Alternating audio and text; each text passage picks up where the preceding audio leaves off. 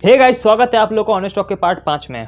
तो यार अभी रिसेंटली हमारी बॉलीवुड की इंडस्ट्री को काफ़ी बड़ा लॉस हुआ है क्योंकि एक टैलेंटेड एक्टर ने फांसी लगाकर अपनी जान दे दी और ये काफ़ी दुखदायी था। पर सुशांत सिंह राजपूत की डेथ के बाद ही बॉलीवुड के कुछ डार्क फेसेस सामने आ रहे हैं, कई सारी वीडियोज़ के जरिए, कई सारी क्लिप्स के जरिए। और इस वीडियो में मैं बहुत डिटेल में जाकर हर चीज़ को कवर करूँगा जो शायद मीडिया और बाकी यूट्यूबर्स ना करें। सो गाइस, बिना देरी की वीडियो शुरू करते हैं।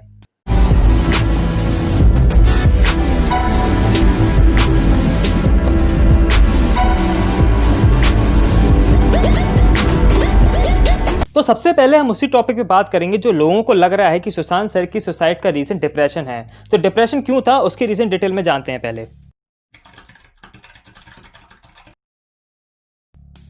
तो जैसा कि आप लोगों को पता ही होगा कि पॉलिटिशियन संजय निरुपम ने अपने ट्वीट में ये लिखा था कि छिछोरे मूवी के बाद सुशांत ने 7 फिल्म साइन करी थी, पर 6 महीने के अंदर ये सातों फिल्म सुशांत से छीन ली गईं।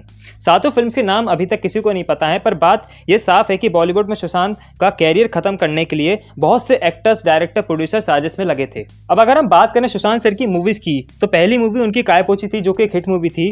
फिर काफी सारी उन्होंने हिट मूवीज करी, पर मैं अगर बात करूं इनकी मूवी छिछोरे की, तो इस मूवी को आज तक एक भी अवार्ड नहीं दिया गया। पर इसके अलावा गली बॉय, दबंग जैसी मूवीज को अवार्ड दिए जाते हैं। तेरी मिट्टी गाना जो केसरी मूवी का है, इसको अवार्ड नहीं दिया गया, बल्कि अपना टाइम आएगा फ्रॉम गली बॉय को बेस्ट लिरिक्स का अवार्ड दिया गया। मुझे लगता था कि अवार्ड फंक्शन रियलिटी शोज होते हैं, पर अब समझ में आया कि अवार्ड्स भी खरीदे जाते हैं ताकि बड़े बड़े एक्टर्स का कहीं ईगो हर्ट ना हो जाए अगर उन्हें अवार्ड ना मिले तो। तुम्हें कितने अवार्ड्स देकर अपने घर पे रखोगी? कितने अवार्ड्स हैं तुम्हारे पास? अब 47। हाँ, 47। और आपके पास? सर आपके पास कितने अवार्ड होंगे? मैं अपने अवार्ड्स वगैरह नहीं गिनता यार। 155 है टू बी। 100 उसमें से खरीदे कितने आपने?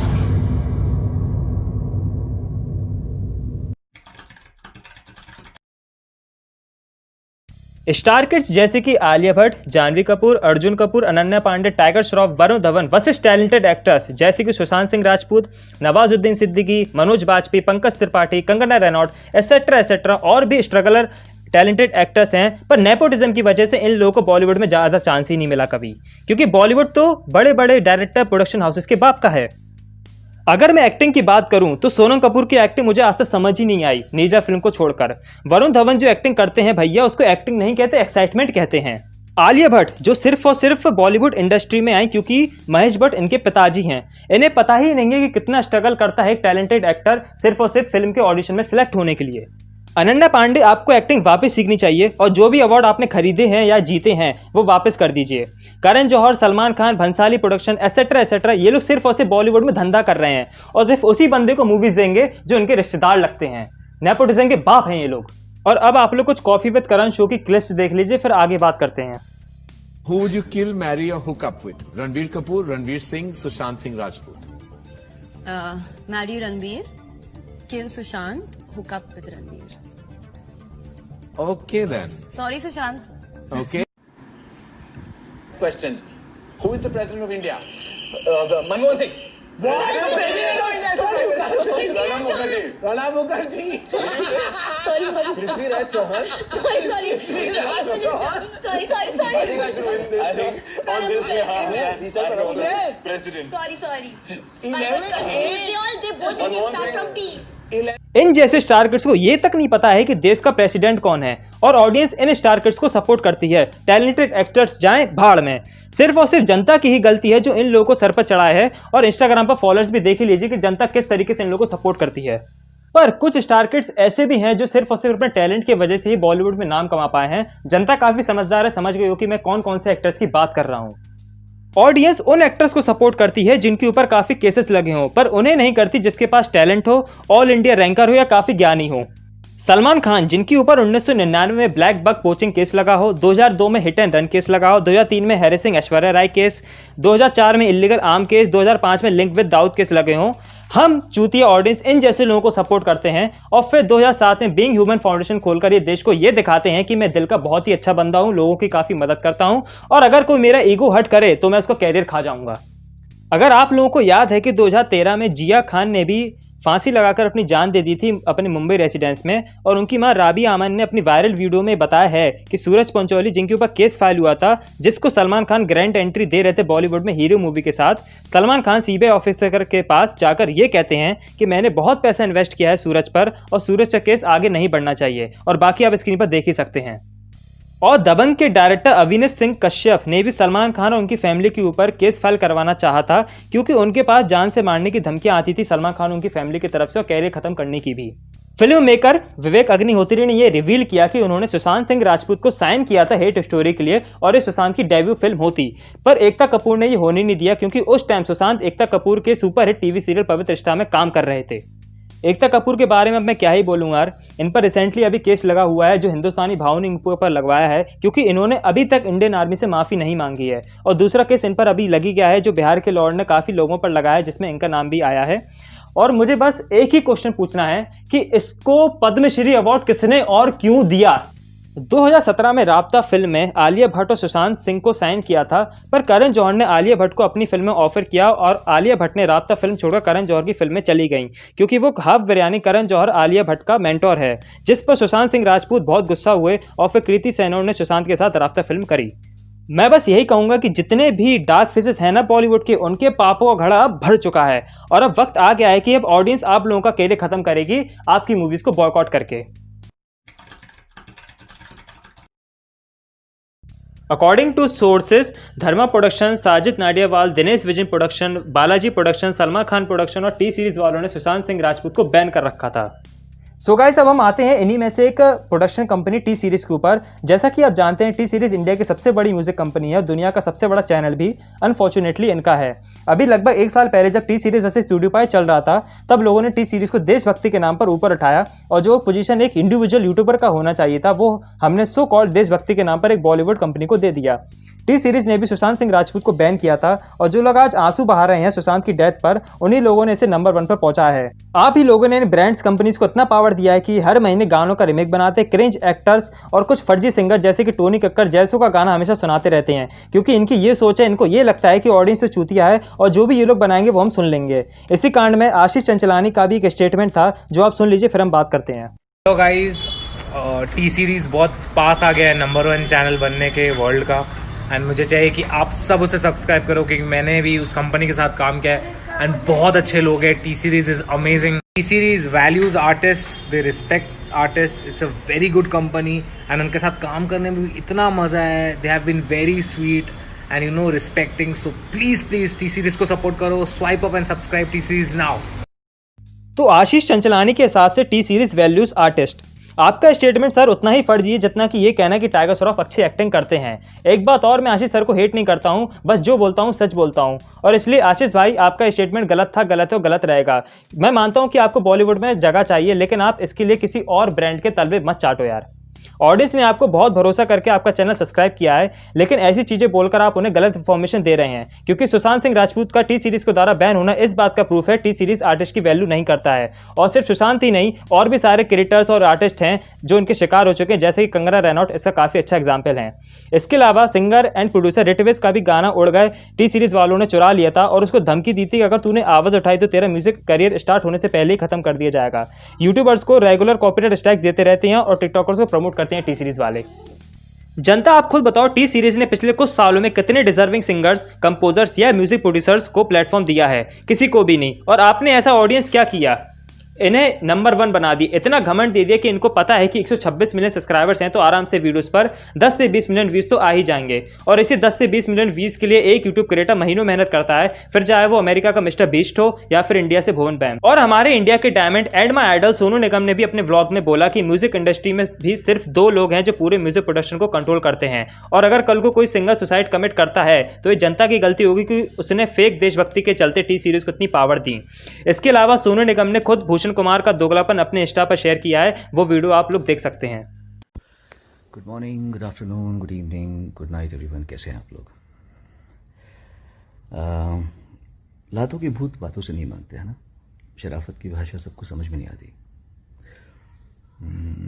मैंने किसी का नाम नहीं लिया, मैंने सिर्फ बहुत प्यार से कहा कि भाई आप लोग नए लोगों के साथ में प्यार से रहें, काइंडनेस दिखाएं, क्योंकि सुसाइड हो जाने के बाद में रोने से अच्छा सुसाइड के पहले माहौल को थोड़ा रेक्टिफाई कर लिया जाए। लेकिन माफिया है, माफिया की चाल चलेगा, उसको तो आदत है। तो उन्होंने 5-6 महाजीनियस को बोला कि मेरे खिलाफ इंटरव्यू दें। मैंने तो नाम नहीं लिया था किसी का भी, लेकिन मेरा नाम लिया जा रहा है अभी, और प्रेस रिलीजेस भेजी जा रही हैं टाइम्स ऑफ इंडिया को। अब ये जो 6 महाजीनियस हैं, उनमें से कुछ तो ऐसे हैं जो मुझसे बहुत नज़दीकी हैं और पर्सनल लेवल पे, व्यक्तिगत लेवल पे पिछले कई साल से यही बात करते आ रहे हैं मेरे साथ में। अब उनको अलग बोलना पड़ रहा है कुछ। उनमें से एक का भाई है जो अपने ट्विटर पे आज से 1.5 साल पहले, अभी नहीं 1.5 साल पहले, ये लिखता है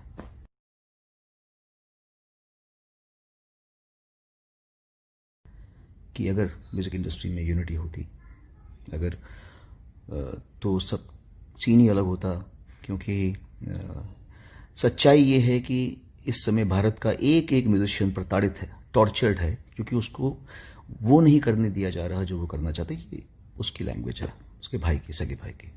तो यहीं पे इंसान मार खा जाता है, क्योंकि झूठा आदमी झूठी चालें चलता है।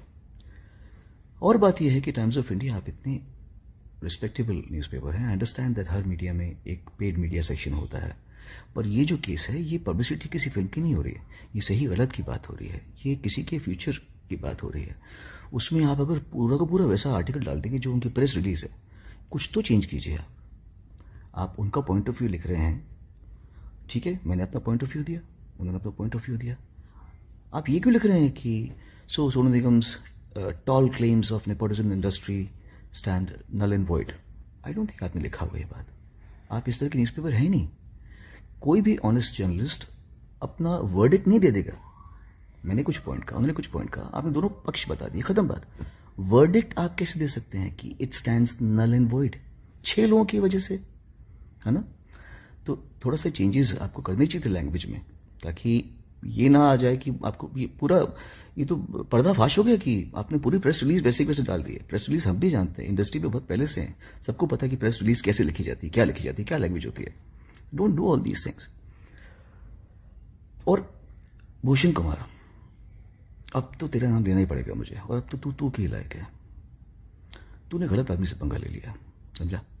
तू भूल गया वो टाइम जब तू मेरे घर पे आके, भूल गया ना वो? भाई मेरी एल्बम कर दो, भाई दीवाना कर दो, भाई मुझे सारा शी से मिलवा दो, भाई स्मिता ठाकरे से मिलवा दो, भाई बाल ठाकरे से मिलवा दो, भाई अबू सलीम से बचा लो। याद है ना?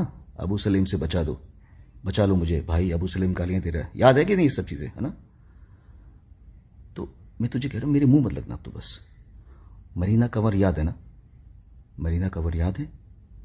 वो क्यों बोली, वो क्यों बैकआउट की, ये मुझे नहीं पता, मीडिया को पता है। माफिया इस तरह फंक्शन करता है। उसका वीडियो मेरे पास पड़ा है। अब अगर तूने मेरे से पंगा लिया तो वो वीडियो मैं अपने YouTube चैनल में डाल दूंगा, और बहुत धूमधाम से डालूंगा, समझा? मेरे मुंह मत लगना आपकी बात से। ये वही भूषण कुमार है जो देशभक्ति को प्रमोट कर रहा था अपने चैनल को नंबर 1 बनाने के लिए। सोनू निगम कोई छोटी मोटी हस्ती नहीं है, बल्कि इंटरनेशनल लेवल पर भी काफ़ी फेमस हैं। यहाँ तक कि दुनिया के नंबर 1 डीजे अविकी ने भी उनके साथ कोलैब किया है। देश के इतने बड़े सिंगर को माफिया के थ्रू भूषण कुमार धमकियां दे रहे हैं। और बनाओ जनता इन जैसे लोगों को नंबर 1। अभी तो बहुत सारे डार्क फेसेस सामने आने वाले हैं। मीडिया की मैं बात करूं तो मीडिया तो बिक चुकी है। मीडिया को तो टीआरपी के अलावा कुछ नहीं दिखता है। न्यूज़ चैनल्स वाले इतना गिर चुके हैं कि सुशांत की सुसाइड वाले दिन ही मीडिया वाले सुशांत के पिताजी के मुंह में माइक घुसेड़कर ये पूछते हैं कि ये सब कैसे हुआ। यार थोड़ी तो शर्म कर लो, किसी का बेटा गुजर गया है, ये पूछा तुम 2 दिन बाद भी कर सकते थे, पर नहीं, ये क्या जाने किसी का बेटा गुजर जाने का दुख क्या होता है। इन्हें तो बस टीआरपी से मतलब है, और मीडिया बिक चुकी है। इसका प्रूफ कंगना मैम ने खुद दिया है। इस वीडियो में देखें आप लोग। सुशांत सिंह राजपूत की हत्या के बाद कई चीजें बाहर निकल के आई हैं। कुछ मैंने इंटरव्यूज पढ़े हैं, कुछ डायरेक्टली भी बात की है। तो उनके पिताजी का कहना है कि वो फिल्म इंडस्ट्री में हो रही टेंशन के करके बहुत ज्यादा परेशान थे। अभिषेक कपूर जिन्होंने उन्हें लॉन्च किया, उनके साथ हाल ही में एक फिल्म की है केदारनाथ, उनका कहना है कि it was a systematic dismantling of a fragile mind. Ankita जो उनकी लॉन्ग टर्म पार्टनर रह चुकी है, उनका कहना है कि वो सामाजिक रूप से की गई अपमान और बेइज्जती नहीं सहन कर पाया। तो अब मैं आपको बताऊंगी कि मूवी माफिया ने ना कि सिर्फ उनको बैन किया था, सिस्टमैटिक डिसमेंटलिंग फीलिंग, कैसे कतरा कतरा करके उनका दिमाग तोड़ा गया है, उनको मारा गया है। तो ब्लाइंड आइटम आप इसलिए लिखते हैं क्योंकि आप जब झूठ लिखना होता है, आपको के अगेंस्ट कोई लीगल एक्शन नहीं लिया सकता क्योंकि आपका तो नाम ही नहीं लिखा, मगर उसकी जो डिस्क्रिप्शन होती है, जैसे मेरे बारे में लिखा जाएगा कि जिस लड़की के घुंघराले बाल हैं, जिसको नेशनल अवार्ड मिला हुआ है, साइकोटिक है, इस तरह से, जो कि मनाली से, डिस्क्रिप्शन पूरी दी जाएगी मगर नाम नहीं लिखा जाएगा। 23 अगस्त 2017 को बॉलीवुड लाइव सुशांत के बारे में लिखता है कि वो जब भी सेक्स करता है तो सिर्फ अपने ही गाने सुनता है, वो सबसे बड़ा नार्सिसिस्ट है। 16 दिसंबर 2016 में मुंबई मिरर लिखता है कि सुशांत एक ट्रक ड्राइवर की तरह लगता है। 22 फरवरी 2019 को मुंबई मिरर लिखता है कि पार्टी में तमाशा करने के बाद सुशांत ने कांच की बोतल एक डायरेक्टर के सर पे दे मारी। 18 अक्टूबर 2018 को डीएनए लिखता है कि सुशांत ने अपने को एक्टर का रेप किया और वो मीटू के चलते अब जेल जा सकता है। और ऐसी न जाने कितने अनगिनत झूठ। और ये जो बुद्धिजीवी जर्नलिस्ट हैं, ये जो चील कौए गिद्ध हैं जो मूवी माफिया के पाले हुए हैं, ये इसको मेंटल, इमोशनल, साइकोलॉजिकल लिंचिंग को जर्नलिज्म कहते हैं। मेरे बारे में आज तक जो भी कहा गया मैंने कुछ नहीं कहा, लेकिन जब एक स्वतंत्रता सेनानी के खिलाफ गंदगी लिखी गई, मैंने उस जर्नलिस्ट को कॉन्फ्रंट किया। आपको पता है उसी रात 4 सीनियर जर्नलिस्ट ने मेरे खिलाफ एक गिल्ड बनाई, ऐलान किया गया कि इसकी फिल्म को बैन किया जाए, फ्लॉप किया जाए। आपको पता है 3000 जर्नलिस्ट गैंग अप होते हैं एक अकेली लड़की पर, उसकी इमोशनल लिंचिंग करते हैं सरेआम, और ये समाज कुछ नहीं कहता, कानून कुछ नहीं कहता है। मैंने उन पे केस करने की कोशिश की मगर 1 महीने बाद वो गायब हो गए, मेरी फिल्म रिलीज हुई, गायब हो गए। तो मेरा कहने का मतलब ये है कि अगर ये समाज जिस अन्याय की बुनियाद पर खड़ा है और कभी आवाज नहीं, आप ये पढ़ते हैं, चटकारे लेते हैं, कभी आपने सोचा है कि कभी नेपो किड्स के बारे में ये क्यों नहीं लिखा जाता है? तो ये अन्याय का फंदा किसी दिन आपके बच्चों के गले में लटका मिलेगा, आपके गले में लटका मिलेगा। इसलिए जब तालियां बजेगी और सीटियां बजेगी तब आपको पता चलेगा कि क्या गुजरती होगी। इस वीडियो से एक चीज़ तो क्लियर हो चुकी है कि बड़े बड़े न्यूज़ चैनल न्यूज़पेपर वाले पेड न्यूज़ छापते हैं। कंगना मैम, मैं बस एक बात कहना चाहूँगा दिल से कि आप ही असली क्वीन है बॉलीवुड की। और बस एक बात याद रखिएगा कि लोग आपको भले ही दबाने की कोशिश करेंगे पर सच्चाई के साथ हमेशा ऊपर वाला रहता है और आपकी ही जीत होगी। And we support you ma'am. Media ने कभी ये तक नहीं बताया कि सुशांत ने 2018 में 1 करोड़ रुपए डोनेट किया था केरला फ्लड रिलीफ में। और कुछ एक्टर्स बहुत अच्छी एक्टिंग करते हैं जैसे कि शाहरुख खान। मैं कुछ बोलूंगा नहीं, बस आप ये ट्वीट पढ़िए जो स्क्रीन पर आपको दिख रहा है। तो अब जिन लोगों को ये लगता है कि सुसाइड का रीजन डिप्रेशन है, तो मैं ये कहना चाहूंगा कि डिप्रेशन में तो थे सुशांत सर, पर ये एक प्लान मर्डर भी हो सकता है क्योंकि सुशांत की बिल्डिंग के सीसीटीवी कैमरा सुसाइड से एक दिन पहले ऑफ कर दिए गए थे। घर की डुप्लीकेट कीज मिसिंग हैं। रिया और महेश भट्ट का शायद से अफेयर चल रहा था और पुलिस ने बांद्रा पुलिस स्टेशन में 10 घंटे रिया से पूछताछ भी करी है। सीनियर लॉयर सुधीर कुमार ओझा ने मुजफ्फरनगर कोर्ट में 6 बॉलीवुड फिल्म मेकर्स के खिलाफ केस फाइल किया है, जिसमें कि करण जौहर, साजिद नाडियावाला, सलमान खान, एकता कपूर, संजय लीला भंसाली, आदित्य चोपड़ा के नाम शामिल है क्योंकि कहीं ना कहीं लॉयर को भी लगता है कि ये एक प्लान मर्डर है। सुशांत की फाइनेंशियल एडवाइजर प्रियंका खिमानी के द्वारा ये बात सामने आई है कि 2018 में सुशांत एक आर्टिफिशियल इंटेलिजेंस पे काम करने के लिए उन्होंने कंपनी खोली थी जिसका नाम उन्होंने वर्चुअल रियलिटी रखा था। पर रिया के आ जाने के बाद और रिया के इंसिस्ट करने के बाद उन्होंने एक नई कंपनी खोली जिसका नाम उन्होंने विविड ट्रिक रियलिटिक्स रखा और उस कंपनी के डायरेक्टर रिया को बना दिया और फिर रिया के भाई को भी बना दिया। शॉकिंग न्यूज़ इसमें यह है कि रिया के डायरेक्टर और उसके भाई के डायरेक्टर होने के बावजूद भी उन्होंने 1 रुपये भी इन्वेस्ट नहीं किया था कंपनी में। और रिया ने ये बात पुलिस से छुपाई थी जब 10 घंटे की पूछताछ उनसे चली थी, इसलिए पुलिस अब फिर से रिया से पूछताछ करेगी। एंड आई होप कि जल्द से जल्द सारी चीज़ें क्लियर हो जाएं। तो यार आज के ऑनेस्ट टॉक में बस इतना ही। अगर वीडियो पसंद आए तो उसको लाइक कर देना, शेयर करना अपने दोस्तों के साथ, मन करे तो चैनल को सब्सक्राइब कर देना, वो बेल आइकन भी दबा देना। और इतना सारा काम कर लो ना तो डिस्क्रिप्शन में लिंक है मेरे इंस्टाग्राम को, जाकर मुझे फॉलो कर लेना। तो यार अब मिलते हैं अपनी नेक्स्ट वीडियो में, तब तक के लिए टाटा।